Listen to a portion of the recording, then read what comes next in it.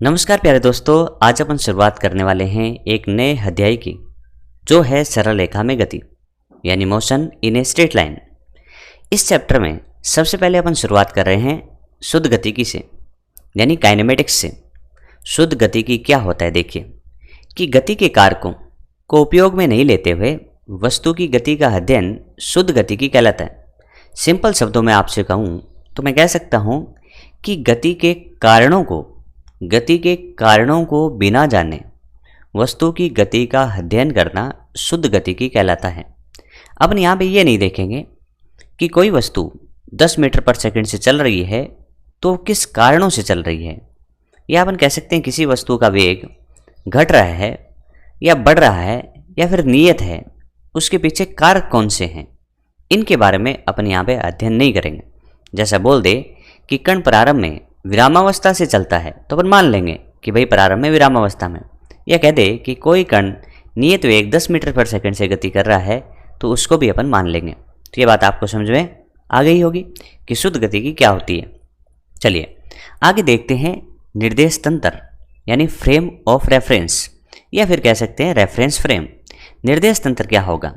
तो निर्देश तंत्र की पहले अपन परिभाषा देख लेते हैं, बाद में अपन अपनी सिंपल भाषा में सीखेंगे। कह रहा है कि किसी वस्तु की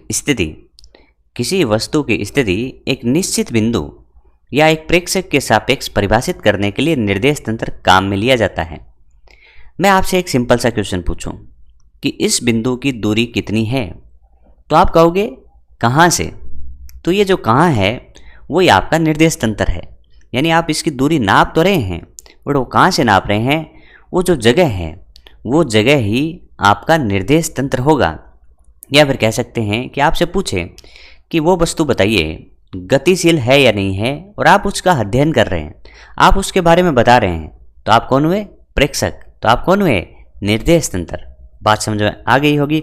सिंपल शब्दों में आपको बताऊं तो सिंपल सा याद रखना है कि जो भी व्यक्ति किसी वस्तु की गति का अध्ययन करने के लिए जो निर्देश तंत्र काम में लेता है, निर्देश तंत्र क्या, जो एक्स वाई जेड से मिलकर बना होता है। कैसे मिलकर बना होता है? ध्यान से देखो, अपन लेते हैं कार्तीय निर्देश तंत्र जो बनता है ऐसे एक्स वाई और जेड। ये का क्या काम आएगा? ये किसी कण की स्थिति नापने के काम आएगा, और इसमें एक होती है घड़ी जो समय नापने के काम आती है। तो एक घड़ी हो गई और एक एक्स वाई जेड हो गया। तो अपन कह सकते हैं कि किसी भी आदमी से पूछो कि इस कण की दूरी कितनी है, तो वो कहाँ से नापेगा? अब वो इस मूल बिंदु से नापेगा। तो ये इसका क्या हो गया? निर्देश तंत्र। तो सिंपल भाषा में अपन कह सकते हैं ना कि वो व्यक्ति जो गति का या किसी वस्तु की स्थिति का अध्ययन करता है वही आपका निर्देश तंत्र होगा। ठीक है, लेकिन गणित के अंदर अपन एक्स वाई तथा जेड निर्देश तंत्र या कार्तीय निर्देश तंत्र लेते हैं, जिसका ये जो बिंदु होता है वो मूल बिंदु होता है। ये आपका मूल बिंदु हो गया और ये आपकी घड़ी होगी। समझ में आ गया होगा निर्देश तंत्र क्या होता है। फिर भी डाउट रह जाता है ना, तो आप एक बार कमेंट बॉक्स में कमेंट कर दीजिए, फिर अपन उसको और डिस्कस करेंगे। ठीक है, आगे बढ़ता हूँ और अब सीखते हैं कुछ अलग। देखें, निर्देश तंत्र पढ़ लिया, अब अपन सीखते हैं गति और विराम क्या होता है, यानी मोशन और रेस्ट क्या होता है। चलिए इसकी बात करते हैं। सबसे पहले परिभाषा को अच्छे से देख लेते हैं कि यदि वस्तु समय के साथ किसी निर्देश तंत्र के सापेक्ष अपनी स्थिति परिवर्तित करती है तो उस निर्देश तंत्र के सापेक्ष गतिशील कहलाती है। अन्यथा वो स्थिति नहीं बदलती है तो वो स्थिर कहलाती है। ठीक है, मैं आपको एग्जाम्पल से समझाने की कोशिश करता हूँ। देखिए ध्यान से, मान लो कि एक गाड़ी है और इस गाड़ी में दो व्यक्ति बैठे हुए हैं। एक व्यक्ति आपका ये वाला है, एक व्यक्ति, और ये दूसरा व्यक्ति है, ये दूसरा है, और एक व्यक्ति धरातल पे खड़ा है। इस व्यक्ति का नाम सी है, इस व्यक्ति का नाम ए है और इस व्यक्ति का नाम बी है। थोड़ी देर बाद गाड़ी यहाँ पे आ जाती है, यानी थोड़े से समय के बाद गाड़ी यहाँ पे आ जाती है। अब ये पहला व्यक्ति यहाँ पे होगा, दूसरा व्यक्ति यहाँ पे होगा, यानी ए यहाँ पे होगा और बी यहाँ पे होगा। अब सुनना, यदि इसमें प्रेक्षक कौन हो, यदि इसमें आपका प्रेक्षक सी हो तो सी कहता है कि मेरे सापेक्ष ए और बी की स्थिति बदल रही है। प्रेक्षक सी कहता है कि मेरे सापेक्ष ए व बी की स्थिति बदल रही है, इसलिए ए और बी मेरे सापेक्ष यानी C के सापेक्ष गतिशील होंगे। तो यदि प्रेक्षक C है तो A और B किस में कहलाएंगे? गति में कहलाएंगे। ठीक है, बात समझ में आ गई। अब मैं चेंज करता हूँ प्रेक्षक को। अब मैं क्या बदल देता हूँ कि प्रेक्षक को किसको बना दूँ? प्रेक्षक बना दूँ B को। प्रेक्षक B को बना दें। प्रेक्षक अध्ययन करेगा, प्रेक्षक निर्देश तंत्र होगा। तो प्रेक्षक क्या कहता है? देखिए, प्रेक्षक कहता है कि A है ना, वो मेरे से पहले भी इतनी दूर बैठा हुआ था और मैं आगे चला जाता हूँ, यानी गाड़ी जब यहाँ आ जाती है तब भी वो मेरे से इतनी दूर बैठा हुआ है। ध्यान से देख लो, इनके बीच की दूरियाँ घट ही नहीं रही और नहीं बढ़ रही, यानी नियत है, यानी स्थिति बदल नहीं रही। यानी समय बीतता गया लेकिन B के सापेक्ष A की स्थिति नहीं बदली। तो कहता है B, क्या कहता है? B कहता है A मेरे सापेक्ष विराम में है, A मेरे सापेक्ष विराम में है। लेकिन B से पूछा जाए C के बारे में बताइए, तो B कहता है कि पहले मेरे से C इतना दूर था, अब मेरे से जो B है, B से C इतना दूर है। तो यदि प्रेक्षक B है तो प्रेक्षक B कहेगा कि मेरे सापेक्ष C की स्थिति बदल रही है, तो मेरे सापेक्ष C गति में होगा। C क्या होगा? गति में होगा। ये बातें आपको अच्छे से समझ में आ गई होंगी कि बातें क्यों बदल रही हैं। बातें प्रेक्षक बदलने से बदल रही हैं, और प्रेक्षक बदल गया तो जो वस्तु गति में थी वो विराम में भी होगी। जैसे A, पहले एग्जाम्पल में क्या था? A गति में था, तो दूसरे एग्जाम्पल में A विराम में था। बात समझ में आ रही होगी। अब देखो, आपको सिंपल सी भाषा में समझाऊं तो आप कह सकते हो, यदि वस्तु किसी निर्देश तंत्र के सापेक्ष अपनी स्थिति समय के साथ बदलती है तो वो वस्तु उस निर्देश तंत्र के सापेक्ष गति में कहलाएगी, और स्थिति नहीं बदलती है तो वो विराम में कहलाएगी। और आपको एग्जाम्पल मैंने बता दिया है, इस तरीके से आपको समझना है। अब आपके थ्योरेटिकल क्वेश्चन आ सकते हैं, उनको भी देख लेते हैं। पहला है, गति तथा विराम या गति अथवा विराम हमेशा प्रेक्षक के सापेक्ष परिभाषित होता है। भैया, गति और विराम तो सापेक्ष किसके सापेक्ष? प्रेक्षक ही डिसाइड करेगा ना गति में है या विराम में। दूसरा पॉइंट कह रहा है कि गति तथा विराम वस्तु और प्रेक्षक का सम्मिलित गुण है। सही बात है कि गति और विराम को परिभाषित करेंगे तो भाई प्रेक्षक और वस्तु के हिसाब से तो बातें होंगी, ये भी बात भी सही है। प्रेक्षक या निर्देश तंत्र के बिना गतिशील या स्थिर वस्तु का कोई अर्थ नहीं है। देखिए, बिना प्रेक्षक आप किसी को भी स्थिर नहीं कह सकते, किसी को गतिशील नहीं कह सकते। जब तक प्रेक्षक होगा तभी आप गतिशील या स्थिर बता सकते हैं। जैसे फॉर एग्जांपल देखिए, धरातल पर बैठे व्यक्ति को क्या लग रहा है? C स्थिर लग रहा है ना, लेकिन B तो कह रहा है मेरे सापेक्ष गतिशील है। तो ये बातें किसी के सापेक्ष ही डिसाइड होती हैं, ऐसे बिना प्रेक्षक के कोई इसका कथन नहीं बोल सकता। और एक अपना नोट आ रहा है कि सृष्टि यानी यूनिवर्स में कण की निरपेक्ष विरामावस्था और निरपेक्ष गति संभव नहीं है। इसका मीनिंग क्या है प्यारे दोस्तों? इसका मीनिंग है कि निरपेक्ष विरामावस्था का मतलब हो गया कि किसी ने किसी वस्तु को बोल दिया कि ये वस्तु विराम में है, तो वो सभी आदमी उसको विराम में बोले तो उसको कहते हैं निरपेक्ष विरामावस्था। क्या ऐसा हो सकता है?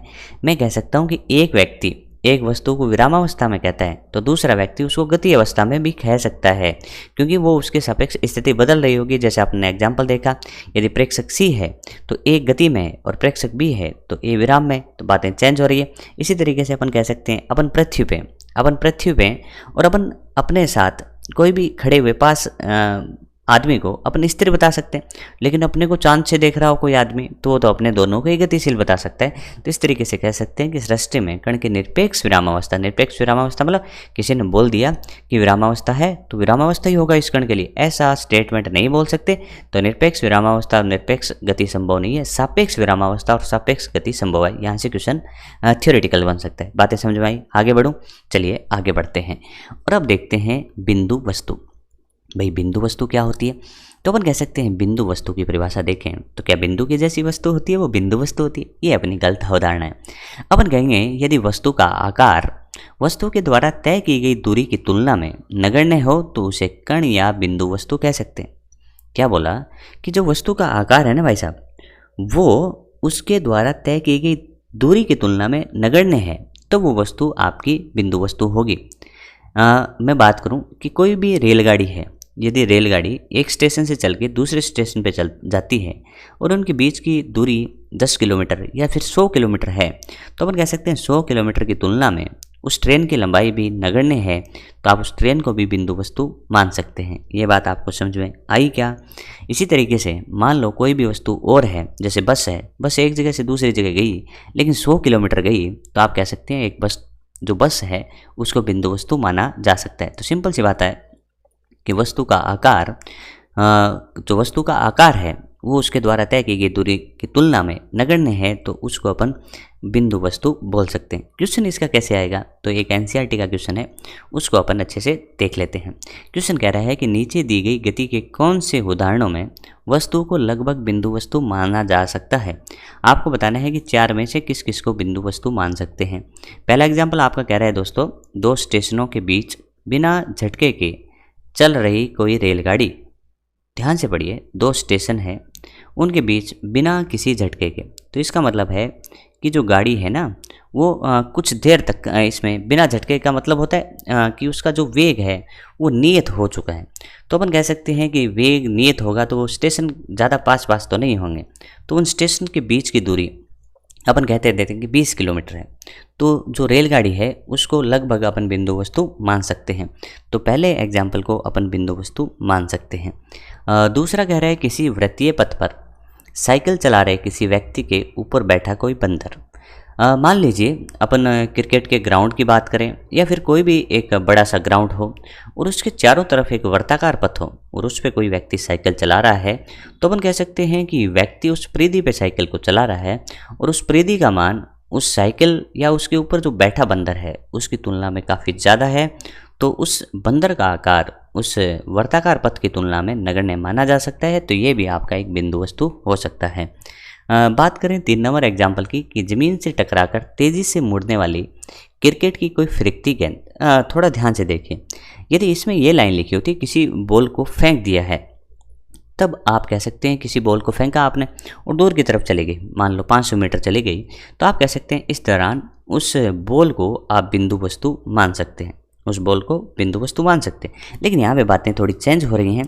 कहने का मतलब क्या है कि ज़मीन से टकराकर तेज़ी से मुड़ने वाली क्रिकेट की कोई फिरकती गेंद, तो इसका जो अध्ययन हो रहा है वो क्या हो रहा है कि उस टाइम हो रहा है जब ये गेंद धरातल पे टकराती है और यहाँ पे इसमें किसी फ्रिक्शन या घर्षण की वजह से ये अपनी दिशा, यानी अपन देखते हैं ना कि कई बार बॉल टप्पा खाने के बाद में घूमती हुई निकल जाती है, तो इस तरीके से तो अपन यहाँ पे कह सकते हैं कि इसका आकार का भी योगदान रहेगा, यानी इसको अपन एक बिंदु नहीं मान सकते। तो अपन कहेंगे यहाँ पे फ्रिक्शन का रोल है और उस वस्तु का आकार की वैल्यू यहाँ पे होनी चाहिए, तभी इसको अपन निर्धारित कर पाएंगे। तो अपन कह सकते हैं इस वाले को अपन बिंदु वस्तु नहीं मानेंगे और इतनी सारी लैंग्वेज लिखने की वजह से अपन इसको समझ पाए कि ये बिंदु वस्तु नहीं है। लेकिन ऐसे सीधा ही कह देता किसी वस्तु को या किसी बॉल को यहाँ से फेंक दिया जाता है तो उसको बिंदु वस्तु मान सकते थे। ये बात समझ आई, तो इसको बिंदु वस्तु नहीं मानेंगे। चौथा एग्जाम्पल देखिए, किसी मेज़ के किनारे से फिसल कर गिरा कोई बीकर। भाई अपन कह सकते हैं मेज़ है, ये मेज़ है, इस मेज़ पे अपन कह सकते हैं एक बोतल या बीकर रखी है, तो इस बीकर का अपन कह सकते हैं कि यहाँ से यहाँ तक गिरी, तो इसका आकार इसकी तुलना में नगण्य नहीं है और अपने को यहाँ पे देखना भी पड़ेगा कि फिसल कर या पलटी क्यों, तो पलटी क्यों, तो इसमें आकार की बात होगी, इसको बिंदु की तरह अपन ट्रीट नहीं करेंगे। और इस तरीके से अपन कह रहे हैं कि जो गिर रही है उसके द्वारा चली गई जो दूरी है वो कोई ज़्यादा नहीं है, तो इसको अपन नगण्य नहीं मान सकते, तो इसको बिंदु वस्तु नहीं माना जा सकता। ये बातें आपको अच्छे से समझ में आ रही होंगी। तो इस तरीके से अपन कह सकते हैं यह क्वेश्चन अपना कंप्लीट होता है। चलिए आगे बढ़ते हैं और आगे देखते हैं स्थिति सदिश। स्थिति सदिश जैसे नाम से पता लग रहा है स्थिति का सदिश, तो अपन कह सकते हैं किसी कण की या किसी बिंदु की या किसी कण को निर्देश तंत्र के सापेक्ष निरूपित करें तो इसके लिए अपने को स्थिति सदिश की जरूरत पड़ती है। और अपन कह रहे हैं कि कोई बिंदु है जिसके जो निर्देशांक है वो XYZ है, तो आपको बताना है कि उसका स्थिति सदिश क्या होगा। बड़ी सिंपल भाषा में आपको बताऊं तो सबसे पहले आप निर्देशांक निकाय लीजिए। तो ये आपका कार्तीय निर्देशांक निकाय हो गया जिसमें X है, Y है और Z है। आप कह सकते हैं सबसे पहले उस बिंदु को ढूंढिए और ये रहा आपका वो बिंदु, उसके निर्देशांक हो गए X, Y और Z। आपको बताना है कि इसका स्थिति सदिश क्या होगा। तो दोस्तों बड़ा सिंपल है और अपन कह सकते हैं कि स्थिति सदिश मूल बिंदु से चालू होगा और उस बिंदु पे ख़त्म होगा।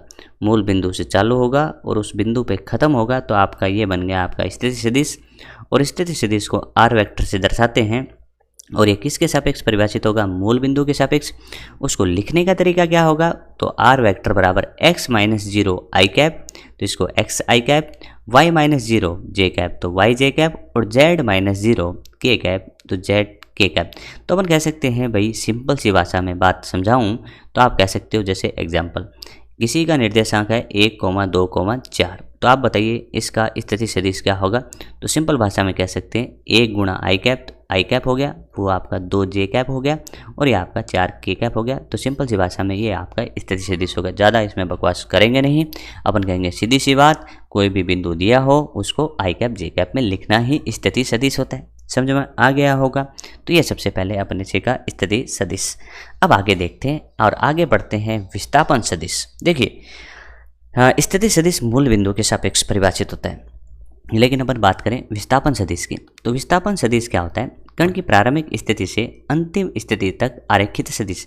अपन कह रहे हैं कि अपन जा रहे हैं ए से बी की तरफ, तो ए इसका प्रारंभिक हो गया, बी आपका अंतिम हो गया। तो प्रारंभिक से अंतिम की ओर जो सदिश है वो आपका डेल्टा आर वेक्टर यानी आपका विस्थापन सदिश हो गया। तो सिंपल भाषा में कहूँ तो विस्थापन सदिश क्या होता है, स्थिति सदिश में परिवर्तन ही होता है। कैसे भाई, अपन कह सकते हैं ए का कौन सा हुआ स्थिति सदिश आर ए वेक्टर, बी का कौन हुआ आर बी वेक्टर। आप गए ए से बी तो आप कहेंगे फाइनल माइनस इनिशियल, तो डेल्टा आर वेक्टर आप लिख सकते हैं R B vector minus R A vector.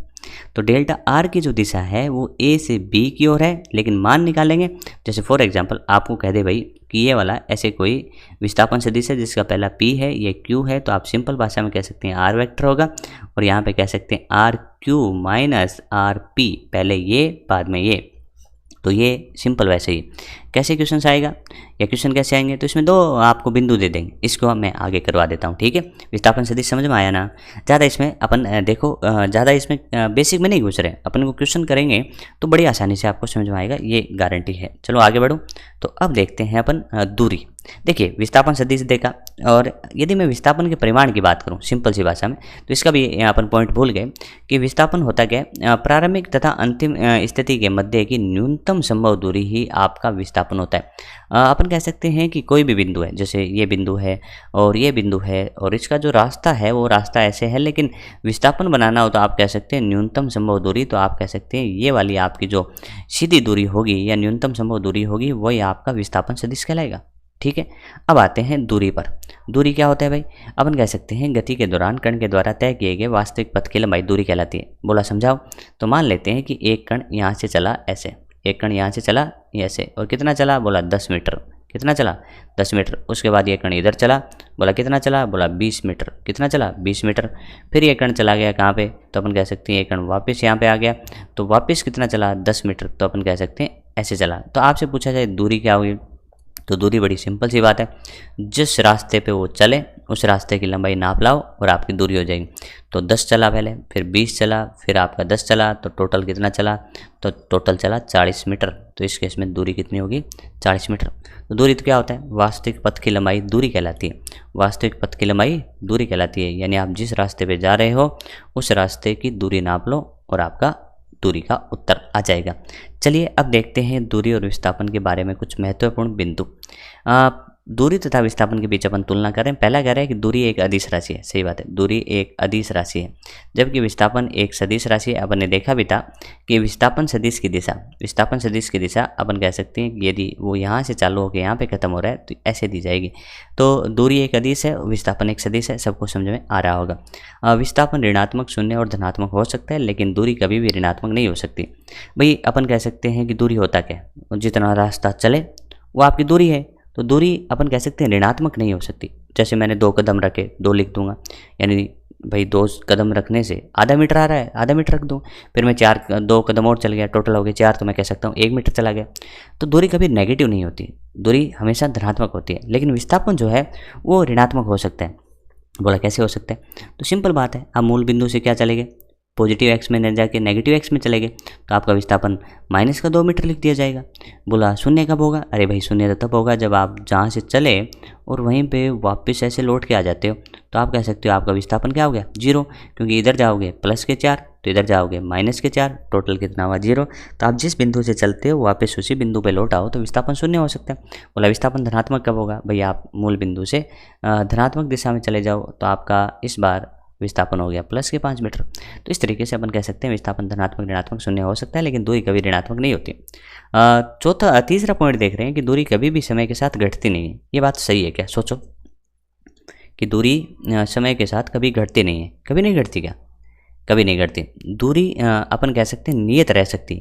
जैसे मैं चलते चलते 10 कदम रखे, दूरी आ गई, फिर मैं 2-4 कदम और रखता हूँ, फिर दूरी और जुड़ गई, फिर मैं 2-4 कदम और चलता हूँ तो दूरी और जुड़ गई। तो दूरी तो जुड़ती जाएगी ना, दूरी कभी घटती नहीं है। यदि नियत रह सकती है, कैसे? बोला आप चलते चलते रुक गए और अब वहाँ पर रुके हैं तो आपकी दूरी नियत हो सकती है, लेकिन दूरी कभी घटेगी नहीं। लेकिन गतिशील कण हेतु दूरी कभी शून्य नहीं होती। देखो लाइन पढ़नी पड़ेगी। दूरी शून्य हो सकती है कब? जब आप चले ही नहीं। लेकिन पहले स्टेटमेंट क्या लिख दिया? गतिशील। तो कण गति करे तो दूरी कभी शून्य नहीं होगी, क्योंकि गति करते ही तो रास्ता आएगा और रास्ता आएगा तो दूरी तो आनी तय है। इसके बाद इसने लिखा है कि जो विस्थापन है, विस्थापन का जो परिमाण है वो दूरी से कम या बराबर हो सकता है। तो दूरी हमेशा ज़्यादा होती है, क्योंकि दूरी हमेशा जुड़ती जाती है। विस्थापन में तो घट भी सकता है, तो दूरी हमेशा ज़्यादा होगी या फिर बराबर बोलो। हमेशा ज़्यादा कहना गलत हो जाएगा, बराबर कहना सही है। बोला बराबर कब होगा?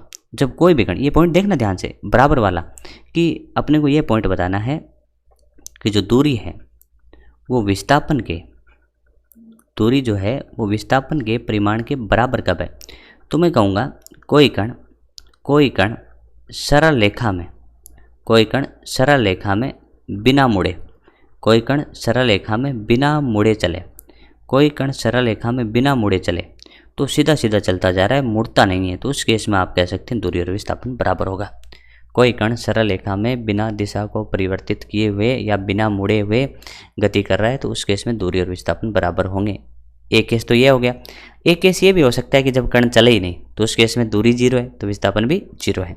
उसके बाद देखिए, कण के द्वारा तय की गई दूरी पथ पर निर्भर करती है। देखिए दूरी जो है वो पथ पर डिपेंड करेगी। जैसे आप क्या जाते हो, एक इस रास्ते से जाते हो, तो आपका ये 3 मीटर है, ये 4 मीटर है, तो आपकी टोटल दूरी हो गई 7 मीटर। लेकिन आप कहते हो कि मैं ऐसे चला जाता हूँ तो ये आपका 5 मीटर है, तो आप कह सकते हैं इस रास्ते से जाओगे ना तो आप 7 मीटर उत्तर दोगे। इस रास्ते से आपका दूरी का 7 मीटर है और इस रास्ते से जाओगे तो आपका 5 मीटर दूरी है। तो दूरी किस पे डिपेंड करती है? पथ पर। जबकि विस्थापन पथ पर डिपेंड नहीं करता, यह प्रारंभिक तथा अंतिम स्थिति पर निर्भर करता है। चाहे आप इस रास्ते से होके जाओ, चाहे आप इस रास्ते से होके जाओ, दोनों रास्तों में आप कह सकते हैं विस्थापन का मान 5 ही होगा। मैंने कहा दूरी कण के द्वारा तय किए गए पथ पर डिपेंड करती है, एकदम सही बात है। जिस रास्ते से जाएगा उसी की दूरी लेंगे। लेकिन विस्थापन, देखिए मान लो एक एग्जांपल मैं और लूँ कि मान लो कोई कण है, कोई कण ऐसे ऐसे ऐसे ऐसे ऐसे बहुत सारे रास्तों से गया, लेकिन सभी रास्तों से ऐसे गया और आपसे दूरी पूछे तो आप इसकी दूरी निकाल लो, इसकी निकाल लो, अलग अलग निकालनी पड़ेगी। लेकिन आपसे विस्थापन पूछे तो आपको कुछ नहीं करना है, इसको और इसको सीधा जोड़ दो, तो ये जो न्यूनतम दूरी होगी वही आपका क्या होगा? विस्थापन होगा। तो कह सकते हैं कि दूरी का मान पथ पे डिपेंड करता है, जबकि विस्थापन का मान पथ पे डिपेंड नहीं करता। हाँ तो दोस्तों, अब अपन देखते हैं आगे। कह रहा है कि एक कण r त्रिज्या के वृत्ताकार पथ पर गति करता है, तो कण के द्वारा अर्धवर्त और पूर्णवर्त की गति हेतु तय दूरी और विस्थापन का परिमाण आपको यहाँ पे बताना है। सबसे पहले अपन पूर्णवर्त की बात कर लेते हैं।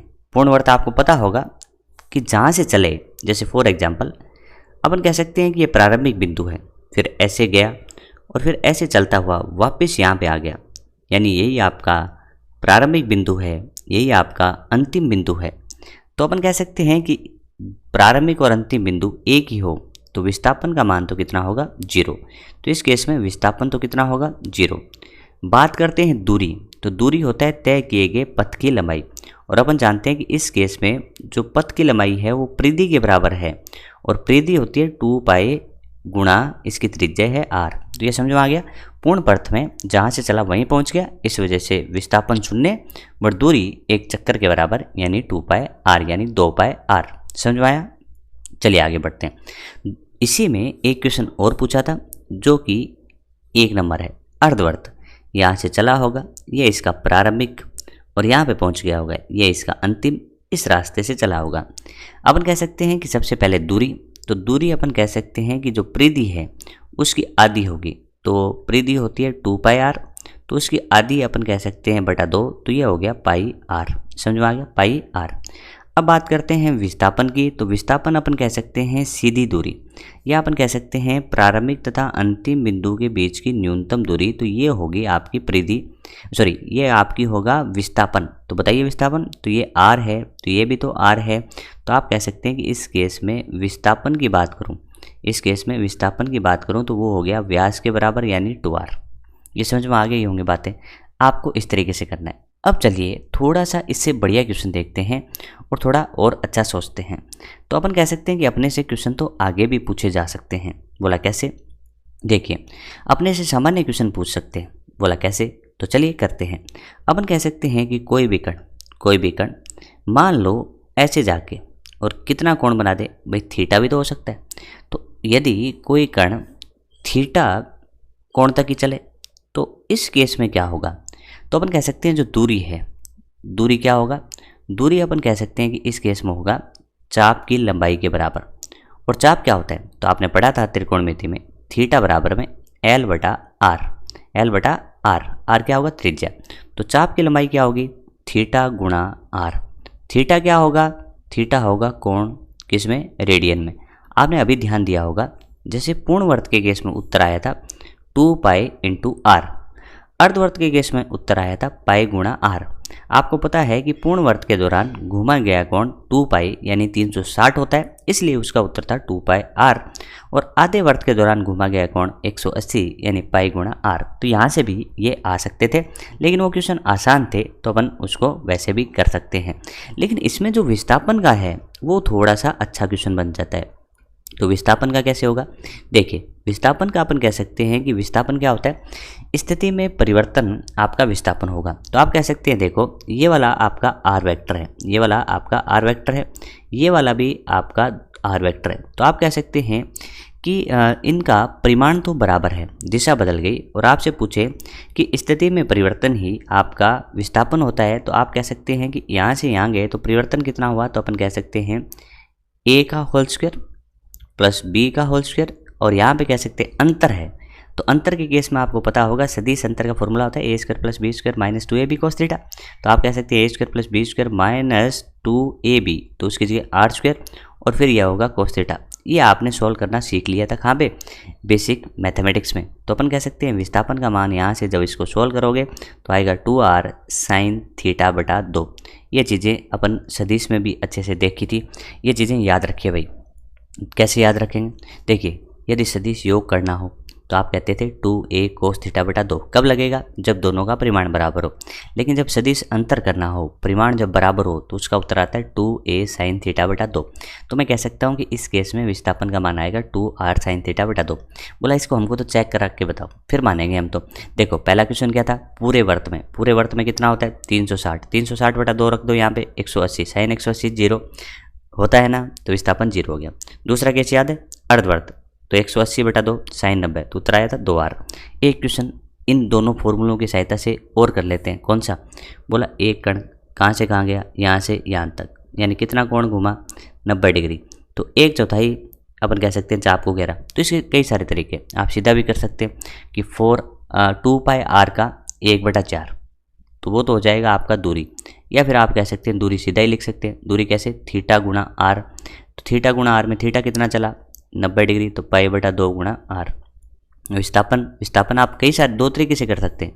बोला विस्थापन आपकी ये सीधी दूरी कितनी आएगी? तो ये आर है, ये आर है, तो ये पाइथागोरस से √2r आ गई। मैं इससे भी प्रूव कर देता हूँ कि विस्थापन का मान इससे भी वही आएगा। बोला कैसे? बोला बताओ। तो विस्थापन का फॉर्मूला 2r sin थीटा कितना? sin थीटा में थीटा आपका 90 डिग्री, 90 बटा 2, तो आप कह सकते हो 2r sin कितना? 45, तो sin 45 1/√2, तो उत्तर आ गया आपका √2 × r, √2 × r। तो ये आपका विस्थापन आ गया। ठीक है, ये भी आ गया। आपसे कोई और क्वेश्चन पूछे तो आप सबका उत्तर बता सकते हैं। पूर्ण वर्त में, अर्धवर्त में, 1/4 वर्त में और 1/3 में भी आप बता सकते हैं। जिसको आपको कभी ज़रूरत पड़ी तो अपन जरूर डिस्कस उसको कर देंगे। तो ये आपको समझ में आया होगा कि वृत्तीय गति में दूरी और विस्थापन किस तरीके से पता करते हैं। ठीक है, समझ में आ गया होगा। चलिए आगे बढ़ते हैं। हाँ तो दोस्तों आप देखते हैं कुछ न्यूमेरिकल्स, जिसमें पहला क्वेश्चन अपन ले रहे हैं। कह रहा है कि कण के प्रारंभिक बिंदु जो है ना उसके निर्देशांक दे रखे हैं 2, 4, 6 और अंतिम बिंदु है ना उसके भी निर्देशांक दिए हैं 3, 2 और -3 तक गति करता है। तब आपको बताना है कि कण का प्रारंभिक, अंतिम स्थिति सदिश और विस्थापन सदिश का मान आपको बताना है। सबसे पहले अपन बात करते हैं प्रारंभिक स्थिति सदिश की, जिसको अपन आर इनिशियल वेक्टर बोल सकते हैं। करना कुछ नहीं होता, जैसे इसके आगे 2 है, x का निर्देशांक है इसलिए i कैप, 4 j कैप और 6 k कैप बड़े आराम से लिख सकते हैं, कोई प्रॉब्लम। तो पहले का उत्तर तो आ गया कि प्रारंभिक स्थिति सदिश तो ये होगा। इसी तरीके से अंतिम स्थिति सदिश को अपन r फाइनल वेक्टर से दर्शा सकते हैं। उसके निर्देशांक है 3, x के तो 3 i कैप, y के हैं 2 तो 2 j कैप और z के हैं -3 तो -3 k कैप। ठीक है, ये आपका अंतिम स्थिति सदिश हो गया। अब आपको बताना है विस्थापन सदिश। तो अपन कह सकते हैं कि डेल्टा आर वेक्टर जो होता है वो होता था आर फाइनल वेक्टर माइनस में आर इनिशियल वेक्टर, यानी अंतिम में से प्रारंभिक को आपको घटाना है। तो 3 में से गए 2 तो कितने होंगे, 3 में से 2 जाएंगे तो अपन कह सकते हैं आई कैप। 2 में से गए 4 तो उत्तर हुआ -2 जे कैप, -3 में से -6 तो -9 के कैप। ये बात आपको समझ में आई। आर फाइनल में से आर इनिशियल को घटाना है, तो 3 में से 2 गए 1 बचा, आई कैप लगा दिया। 2 में से 4 गए -2 बचे, जे कैप।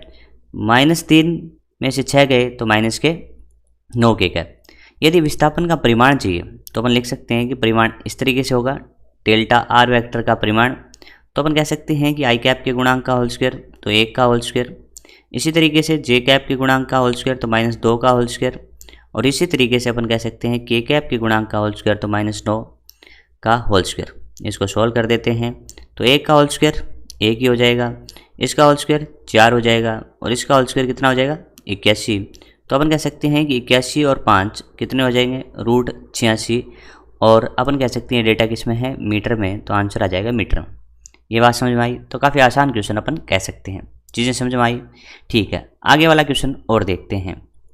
कह रहा है यदि तय की गई दूरी 0 है, यानी कण के द्वारा तय की गई दूरी 0 है, तो अपन कह सकते हैं यदि कोई भी कण गति करता है तो उसकी दूरी का मान कुछ न कुछ तो प्राप्त होने वाला है। अपन कह रहे हैं कि तय की गई दूरी 0 ही है, तो तय की गई दूरी 0 तभी हो सकती है जब कण किस में हो, विरामावस्था में। तो अपन कह सकते हैं ये वाला जो कण है वो विरामावस्था में है, और जब कोई कण विरामावस्था में है तो अपन कह सकते हैं कि आवश्यक रूप से उसका विस्थापन भी 0 होगा, यानी तय की गई दूरी एक ही कंडीशन में 0 हो सकती है, जब कण चला ही नहीं यानी विरामावस्था में हो, तो विस्थापन भी उस सिचुएशन में 0 ही आएगा। तो अपन कह सकते हैं तय की गई दूरी 0 है तो विस्थापन निश्चित रूप से 0 होना चाहिए। ऑप्शन नंबर 1 आपका सही उत्तर हो जाएगा। चलिए समझ में आई ये बातें। चलिए इसी तरीके से एक न्यूमेरिकल और देखते हैं। कह रहा है कि यदि किसी कण का विस्थापन 0 है, यदि किसी कण का विस्थापन 0 तो तय की गई दूरी के बारे में आपको बताना है। तो अपन कह सकते हैं किसी कण का जो विस्थापन 0 है उसके कई कारण हैं, जैसे एक कण यहाँ से चल के यहाँ तक जाता है, फिर वापस चल के यहीं पर आ जाता है, तो इसका पथ तो आपको ऐसे बनाना पड़ेगा, यहाँ से यहाँ तक गया, फिर यहीं से चल के यहाँ पे आ गया, तो अपन कह सकते हैं कि विस्थापन 0 होगा, लेकिन गया d आया d तो दूरी तो आपकी 2d होगी। ठीक है, तो अपन कह सकते हैं विस्थापन 0 है तो तय की गई दूरी 0 हो भी सकती है और नहीं भी हो सकती है। कैसे बोला कि जब विस्थापन 0 है तो मान लो कोई कण चला ही नहीं, तो कोई कण चला ही नहीं तो ये विराम में है तो विस्थापन भी 0 है तो दूरी भी 0 है। ऑप्शन पढ़ते हैं। पहला कह रहा है कि तय किया गया विस्थापन 0 है तो दूरी निश्चित रूप से 0 होनी चाहिए, गलत है ये। 0 हो भी सकती है, 0 हो सकती है और नहीं भी, तो ये वाला सही लग रहा है। 0 नहीं होगी तो अपन कह सकते हैं 0 नहीं होगी, हमेशा कहना यह गलत है, कण पर निर्भर करेगा, यह भी गलत है। तो ऑप्शन नंबर 2 इसका सही हो जाएगा। यदि किसी कण का विस्थापन 0 है तो विस्थापन चलने के दौरान भी 0 हो सकता है और विरामावस्था में है तो भी 0 हो सकता है। तो तय की गई दूरी 0 हो भी सकती है और नहीं भी हो सकती है। तो ऑप्शन नंबर 2 इसका सही उत्तर हो जाएगा। ठीक है, तो इस तरीके से इस क्वेश्चन का उत्तर हो जाएगा 2। नेक्स्ट क्वेश्चन देखिए क्या कह रहा है कि तय किए गए विस्थापन व दूरी के अनुपात का आंकिक मान क्या होगा। आपसे पूछा गया है कि तय किए गए विस्थापन, यहाँ पे विस्थापन का परिमाण है, विस्थापन का परिमाण है, तय किए गए विस्थापन का परिमाण बटा में आपको बताना है दूरी। अपन एक स्टेटमेंट जानते हैं कि सामान्यतया दूरी का जो मान है वो विस्थापन के परिमाण के बराबर या उससे ज़्यादा ही होता है। तो अपन कह सकते हैं कि दूरी का जो मान है वो मान बराबर या इससे ज़्यादा ही हो सकता है। तो नीचे वाली राशि या तो बड़ी होगी या बराबर होगी। तो अपन कह सकते हैं बराबर होगी तो 1 हो सकता है, और ये बड़ी होगी तो उत्तर 1 से छोटा ही होगा। तो अपन कह सकते हैं ये वाला जो मान है वो 1 से कम हमेशा कहना गलत है, 1 के बराबर भी नहीं कह सकते हमेशा, 1 के बराबर अथवा 1 से कम, 1 के बराबर अथवा 1 से कम इसका सही उत्तर हो जाएगा। ठीक है, क्योंकि ये अपन ने थ्योरी में भी कंप्लीट कर लिया था, आराम से समझ में आ गया होगा।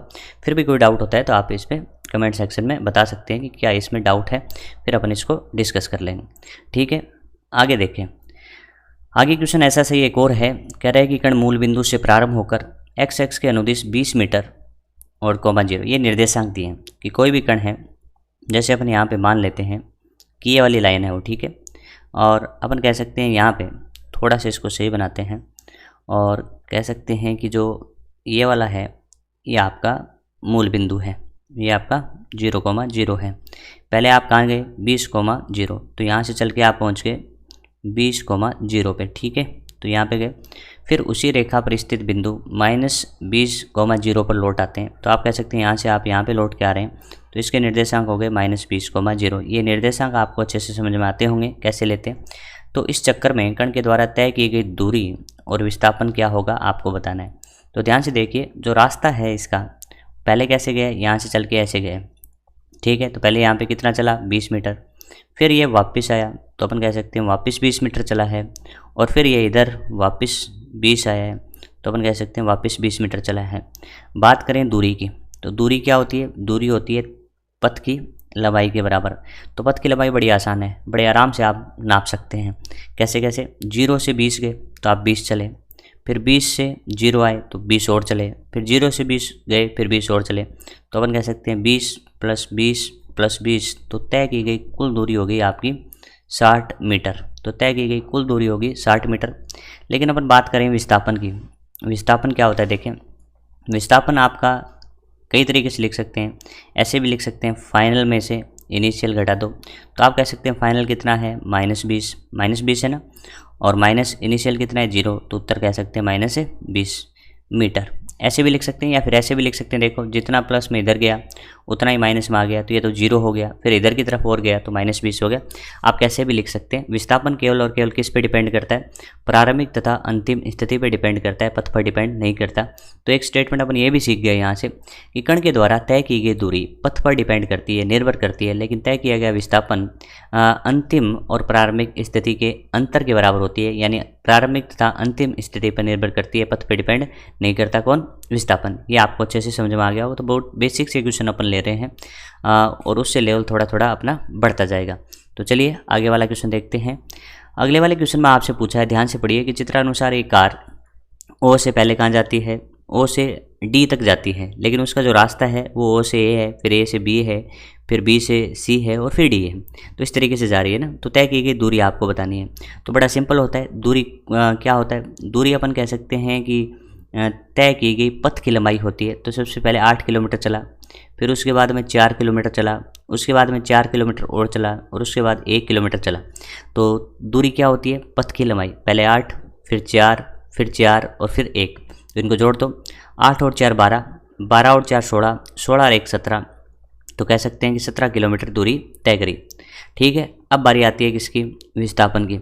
तो विस्थापन कैसे फाइंड करें, देखें विस्थापन सदिश रूप से भी फाइंड कर सकते हैं या फिर डायरेक्ट भी कर सकते हैं। अपन दोनों मेथड ही सीखते हैं। सदिश रूप देखते हैं, एस वेक्टर, अपन कह सकते हैं इस वाली दिशा को पूर्व मान सकते हैं, तो 8 आई कैप लिख लेते हैं, 8 आई कैप लिख सकते हैं। नीचे वाली दिशा को अपन दक्षिण लिखते हैं, तो उसको अपन -4 जे कैप लिख सकते हैं। ये दिशा तो आती होगी, आपको नहीं आती है तो अपन आगे वाले क्वेश्चन में अच्छे से देखने वाले हैं। तो यहाँ पे कह सकते हैं कि पहले किस में, पूर्व में, तो 8 आई कैप, फिर दक्षिण में तो -4 जे कैप, और फिर अपन कह सकते हैं जैसे ये वाला ऐसे गया था, ये वाला ऐसे गया था, फिर ये वाला ऐसे आया तो वापस लौट के आया, तो वापस किस में लौट के आया, पश्चिम में आया, तो पश्चिम दिशा के लिए अपन कह सकते हैं -4 आई कैप, और फिर ऊपर की तरफ गया यानी उत्तर की तरफ गया तो 1 जे कैप। ठीक है, अब इसको अच्छे से लिख लो। तो 8 में से कितने गए ये वाले, तो 4 गए, तो अपन कह सकते हैं बड़ी सिंपल सी बात है 4 आई कैप रह गए।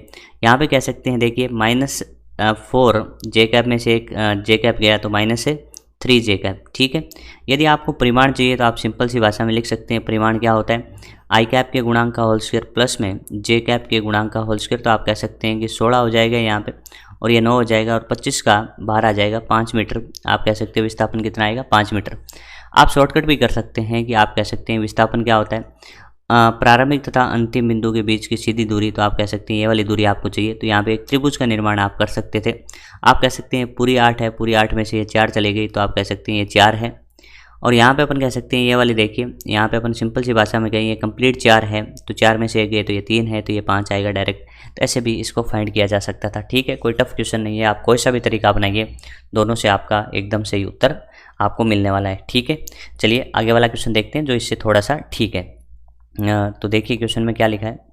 क्वेश्चन में लिखा है कि एक आदमी उत्तर दिशा की ओर 30 मीटर चलता है, उत्तर की तरफ 30 मीटर चलता है, फिर पूर्व की तरफ 20 मीटर चलता है, और अंत में दक्षिण पश्चिम दिशा में 30√2 मीटर चलता है। तो मूल बिंदु से आपको विस्थापन की गणना करनी है।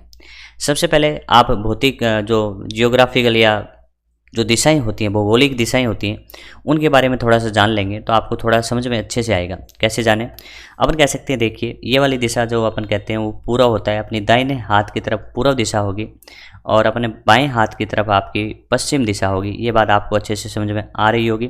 आप कह सकते हैं जो अपनी किताब होती है उसके पेज में ऊपर की तरफ उत्तर दिशा होती है और नीचे की तरफ दक्षिण दिशा होगी। तो इस तरीके से दिशाओं का ज्ञान अपने को हो गया। ये हो गया पूर्व दाहिने हाथ की तरफ, बाएं हाथ की तरफ पश्चिम, किताब में ऊपर की तरफ उत्तर, तो नीचे की तरफ दक्षिण। ठीक है, अब इनके लिए आपको इकाई सदिश आने चाहिए। तो आप कह सकते हैं बड़ा आसान है। पूर्व के लिए जो इकाई सदिश होता है वो आई कैप होता है, तो पश्चिम के लिए माइनस आई कैप हो जाएगा। उत्तर के लिए प्लस के जे कैप होता है, तो दक्षिण के लिए माइनस का जे कैप हो जाएगा।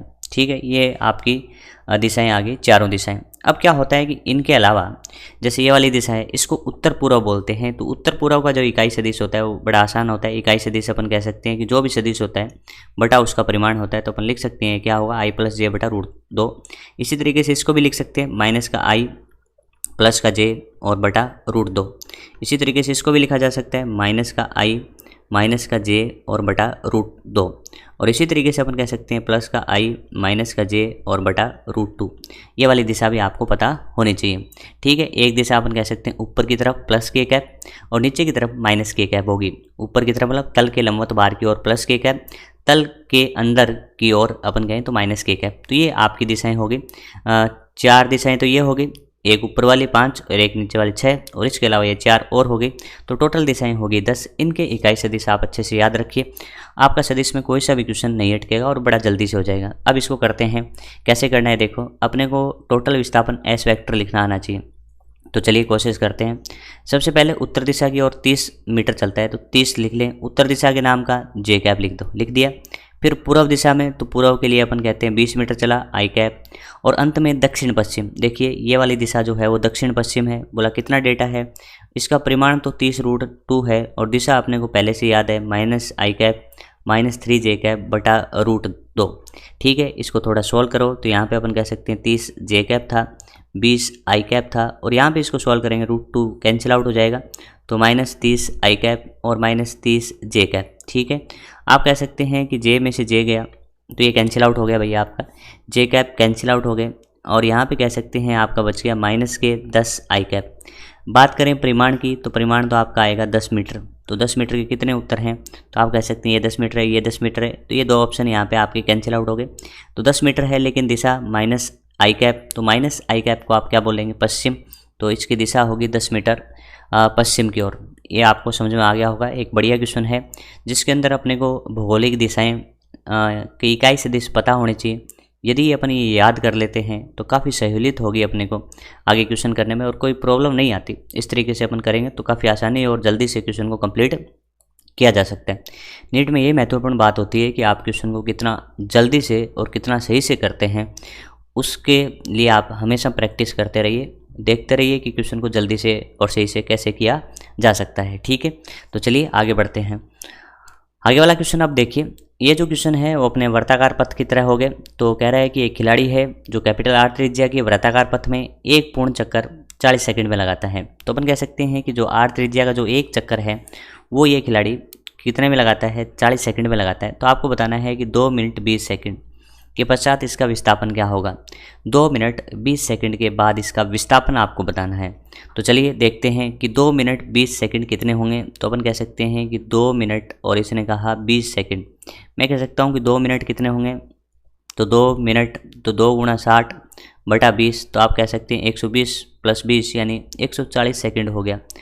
140 सेकंड हो गया। सबसे पहले अपने को देख लेना है कि 140 सेकंड में चक्रों की संख्या क्या होगी। तो सबसे पहले देखते हैं चक्रों की संख्या। क्या देखना है, चक्रों की संख्या। तो बड़े आसानी से अपन देख सकते हैं कि चक्रों की संख्या क्या होती है। अपन कह सकते हैं कुल समय बटा में एक चक्कर का समय क्या होगा, कुल समय बटा में एक चक्कर का समय। तो कुल समय कितना है 140 और एक चक्कर का समय कितना है 40, 0 से 0 और आप कह सकते हैं उत्तर आया 7/2।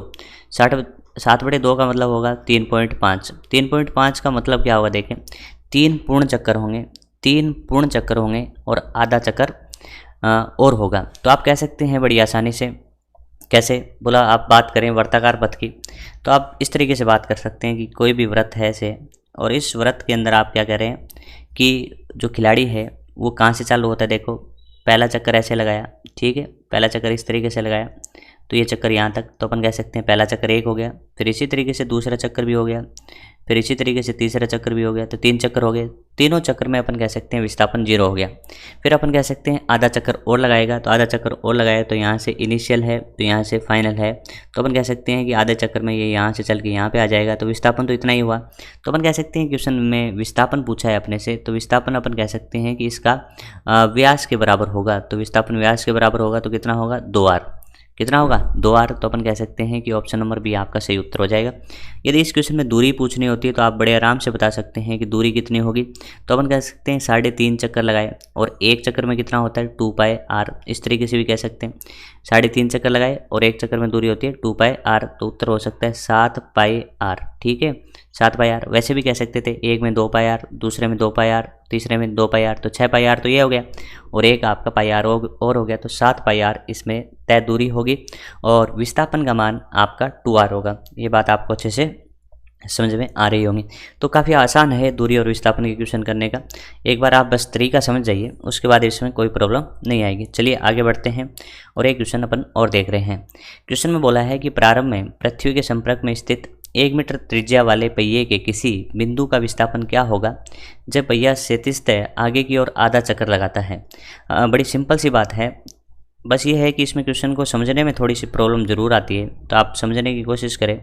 आप कह सकते हैं कोई इस तरीके से एक पृथ्वी की स्थिति में एक पहिया है, कहना क्या चाहता है कि ये वाला बिंदु है ना वो अपने पृथ्वी के संपर्क में, तो पृथ्वी के संपर्क में स्थित 1 मीटर त्रिज्या वाले पहिए के किसी बिंदु, इस बिंदु का इसके आधे चक्कर, तो आधा चक्कर जैसे अपन कह रहे हैं अपनी जगह नहीं लगा रहा, ये अपन कह रहे हैं कि आगे की ओर चलता है यानी लुढ़कता हुआ जा रहा है। तो आधे चक्कर के बाद देखो थोड़ा सा समझने में यहाँ पे प्रॉब्लम आएगी, तो आप ऐसा सोचो कि आधे चक्कर के बाद क्या होगा, पहिया आगे चला जाएगा। मान लेते हैं पहिया इतना सा आगे चला गया। एक बात बताइए कि आधा चक्कर जब होगा तो आधा चक्कर होगा तो ये वाला बिंदु घूम के यहाँ पे आ जाएगा, लेकिन ये बिंदु तो अब यहाँ पे चला गया क्योंकि ये आगे भी जा रहा है, तो अपन कह सकते हैं कि ये वाला बिंदु यहाँ पे है। तो बड़ी सिंपल सी बात है, आप कह सकते हैं कि जो आपको ये दूरी दिखाई दे रही है ना, इसमें ये वाली दूरी एक बार मैं अच्छे से और बना देता हूँ कि ये आपका अंतिम बिंदु है। तो ये वाले जो प्रारंभिक और अंतिम बिंदु के बीच की जो सीधी दूरी है वही आपका विस्थापन होने वाला है। बोला इसको कैसे कैलकुलेट कर सकते हैं, तो थोड़ा और दिमाग लगाइए। आप कह सकते हैं यहाँ पे एक त्रिभुज का निर्माण कर सकते हैं, तो ऐसे और ऐसे, तो अब इसका कैलकुलेशन बड़े आराम से हो सकता है। आप कह सकते हैं कि आधे चक्कर में धरातल पे चली गई दूरी कितनी होगी, तो आप कह सकते हैं यदि जो पहिया है वो एक चक्कर लगाता है, जब पहिया एक चक्कर लगाता है तो अपन कह सकते हैं उसकी पूरी की पूरी परिधि धरातल पे अंकित हो जाएगी। तो आप कह सकते हैं कि पूरे एक चक्कर में उसकी परिधि के बराबर दूरी चलता है कितना 2πr। तो उसका आधा दूरी बोले तो आधा दूरी अपन कह सकते हैं πr। आधा दूरी कितना होगा πr, तो वो πr होगा। तो अपन कह सकते हैं धरातल पे πr होगा, ठीक है। यहाँ पे अपन कह सकते हैं r ये है, r ये व्यास हो गया, तो अपन कह सकते हैं इसको आराम से पता कर सकते हैं, इसको मैं x मान लेता हूँ। तो आप कह सकते हैं पाइथागोरस लगा दीजिए। पाइथागोरस में आप पाएंगे कि क्या कहेंगे, यहाँ पे देखिए πr का होल स्क्वायर प्लस में यहाँ पे आप कह सकते हैं 2r का होल स्क्वायर, ठीक है। आप यहाँ पे आर स्क्वायर कॉमन ले सकते हैं, आर स्क्वायर कॉमन लेके आर बाहर आ जाएगा, अंदर बचेगा रूट पाई का होल स्क्वायर, और 2 का होल स्क्वायर कितना होगा 4। ये आपका उत्तर आ गया। तो इसमें जो त्रिज्या है उसका मान 1 मीटर है, तो आप आर का मान रख दीजिए। तो 1 जैसे रखेंगे आपको उत्तर मिल जाएगा पाई का होल स्क्वायर प्लस में 4। तो इस तरीके से आप कह सकते हैं कि रूट में पाई का whole square plus 4, option number 3 आ जाएगा। ये क्वेश्चन थोड़ा सा समझने में दिक्कत हो सकती है। देखिए यहाँ पे घूर्णन नहीं है, यानी घूम नहीं रहा है, यहाँ पे लुढ़क रहा है, तो अपन कह सकते हैं कि जो पहिया है वो आधे चक्कर के बाद इस तरीके से चला जाएगा। ठीक है, इसमें फिर भी कुछ डाउट आता है तो आप पूछ सकते हैं। बड़ा आसानी से मैंने कोशिश करी है कि इसको समझाने की, फिर भी कोई डाउट रह जाता है तो आप पूछ सकते हैं। ठीक है, आगे बढ़ें और आगे वाले क्वेश्चन को देखते हैं। ये वाला क्वेश्चन भी अपने से 1B में गति में कई बार पूछा जाता है, NCERT में भी दिया हुआ है, तो आपको इसको अच्छे से सीखना चाहिए। कह रहा है कि कोई शराबी किसी तंग गली में 5 कदम आगे बढ़ता है और 3 कदम पीछे आता है, 5 कदम आगे बढ़ता है, 3 कदम पीछे आता है, इसके बाद फिर 5 कदम आगे बढ़ता है और 3 कदम पीछे आता है। यानी उसके चलने का जो तरीका है वो इसी तरीके का है कि 5 कदम आगे चलना है और 3 कदम पीछे चलना है, और इसके बाद ऐसे ही रिपीट करना है कि 5 कदम आगे चलना है और 3 कदम पीछे की ओर चलना है, और इसी तरीके से वह चलता रहता है। हर कदम की लंबाई जो है वो 1 मीटर आपको दे रखी है, और हर एक कदम में जो लगा समय है वो 1 सेकंड है। तो वो जहाँ से चलना प्रारंभ करता है वहाँ से 13 मीटर दूरी पर स्थित गड्ढे में वो कितने समय पश्चात गिर जाएगा, ये आपको बताना है। ठीक है, तो आप बड़े आराम से इस क्वेश्चन को कर सकते हैं। देखिए सबसे पहले अपन क्या करते हैं कि जो दूरी है उस दूरी को ले लेते हैं। तो दूरी अपन कह सकते हैं, देखिए किस तरीके से अपन कह सकते हैं कि यहाँ पे अपन बात करें तो 13 मीटर का गड्ढा जो है वो यहाँ पे मान सकते हैं। ठीक है, इस तरीके से। तो इसको अपन माने तो कह सकते हैं ये वाला 13 मीटर का है, तो इसको अपन बनाने की कोशिश करते हैं। ठीक है, तो चलिए देखें। तो ये वाला जो होगा वो क्या होगा, देखें यहाँ से मैं इसको मान लेता हूँ कि ये 0 है। कितना है, 0 है, लेकिन यहाँ से कितना है 13 मीटर है, तो इसके अपन 13 टुकड़े कर लेते हैं। तो अपन कह सकते हैं यहाँ पे 1 हो जाएगा, फिर 2, फिर 3, फिर 4, और फिर 5, 6, 7, 8, 9, 10, 11, 12 और फिर 13, ये ख़त्म हो गया। ऐसे यहाँ पे अपन कह सकते हैं इतना दूर गड्ढा है, तो इसकी मार्किंग कर लेते हैं। तो ये 1 होगा, ये 2, 3, 4, 5, 6, 7, 8, 9, 10 और 11 और 12 और 13, ये हो गया। अब अपन क्या करेंगे कि इसको सिंपल तरीके से सोचते हैं। स्टार्टिंग में देखिएगा यहाँ से वो चलेगा, कितने कदम चलेगा, 5 कदम आगे, तो 1 कदम हुआ, फिर 2 हुआ, फिर 3, फिर 4 और फिर 5 कदम आगे चला। अब ये 5 कदम चलने के बाद में 3 कदम पीछे आता है, तो 5 कदम के बाद 3 कदम पीछे आएगा, 1, 2 और फिर 3, फिर यहाँ पे आ गया। ठीक है, तो अब यहाँ पे आने के बाद में इसी तरीके की गति को और दोहराएगा। तो यहाँ से अपन वापस 5 कदम चलेंगे, तो 1, 2, 3, 4, 5 कदम हो गए ना। ये अपन कह सकते हैं 2 से लेके 7 तक 5 कदम हो गए। अब वापस बैक जाना है, कितने कदम, 3, तो 1, 2 और ये 3, इस तरीके से वापस आ गया। इसी तरीके से चलता रहेगा ना, और ये तब तक चलता रहेगा जब तक गड्ढे में गिर नहीं जाता। तो चलिए आगे देखते हैं। अपन कह सकते हैं 1 हो गया, ये 2 और ये 3, ये 4 और ये 5। ठीक है, क्योंकि 4 से जब 9 जाएगा तभी तो 5 कदम चलेगा, फिर 3 कदम पीछे आना है, तो 1, 2 और फिर 3, ये 3 हो गया। ठीक है, आगे और बढ़ते हैं और आगे और देखते हैं। थोड़ा सा अपन कह सकते हैं कि लेंथी सा है, लेकिन फिर भी मेथड कुछ है नहीं, बड़ा आसान सा क्वेश्चन है। अब देखो 6 से कितना चले, 5, तो 6 से 5 चलने का मतलब 11 तक पहुंच गया। ठीक है, 11 के बाद में वापस आएगा, 1 कदम, 2 कदम और 3, यानी 8 पे आ गया। ठीक, अब देखो आखिरी में ये क्या चलेगा, अब चलेगा 8 से 5, तो 8 से 5 सीधा कहाँ जाएगा, 13 में। इसके बाद ये गड्ढे में यहाँ पे गिर चुका है, अब नहीं उठ पाएगा और इसकी गति समाप्त हो गई। ये समझ में आया। 8 से सीधा 5 जोड़े, सीधा 13 में जाएगा, यानी गड्ढे में गिर गया। अब इसको काउंट कर लो, और काउंट करेंगे तो बड़ा आसानी से आएगा। कितने समय पश्चात पूछा है, तो मैं कह सकता हूँ देखिए हर एक कदम में 1 सेकंड लगता है, तो 5 कदम आगे गया, 3 कदम पीछे आया, तो इस वाले में अपन कह सकते हैं कितना समय लग गया, इसमें 8 सेकंड लग गया। इसी तरीके से इसमें भी 8 सेकंड लग गए, इसमें भी 8 सेकंड लग गए, इसमें भी 8 सेकंड लगे, लेकिन यहाँ पे वापस नहीं आए, ओनली आगे जाने के 5 कदम लगे। तो अपन कह सकते हैं 8 और 8 16, 16 16 32, 32 और 5 37। तो आप कह सकते हैं कि कुल जो समय है वो आपका हो गया 37 सेकंड। कुल समय कितना हो गया, देखिए 8 × 4 32, 32 और 5 37, तो टोटल समय लगेगा आपको 37 सेकंड। तो इस तरीके से अपन ने क्या करें कि दूरी और विस्थापन को बड़े अच्छे से देख लिया। एक बार जितने भी मैंने न्यूमेरिकल करवाए हैं आप इनको सभी को रफ नोटबुक में अच्छे से अटैम्प्ट करिए। यदि आप इनको अटैम्प्ट कर लेते हैं तो दूरी और विस्थापन में आपको कोई दिक्कत नहीं आएगी। और ये यदि आपको ये लेक्चर अच्छा लगता है तो आप बताइए कि इसमें अपन क्या और सुधार कर सकते हैं जिससे आने वाले टाइम में आपको अच्छे से समझ में आए। धन्यवाद।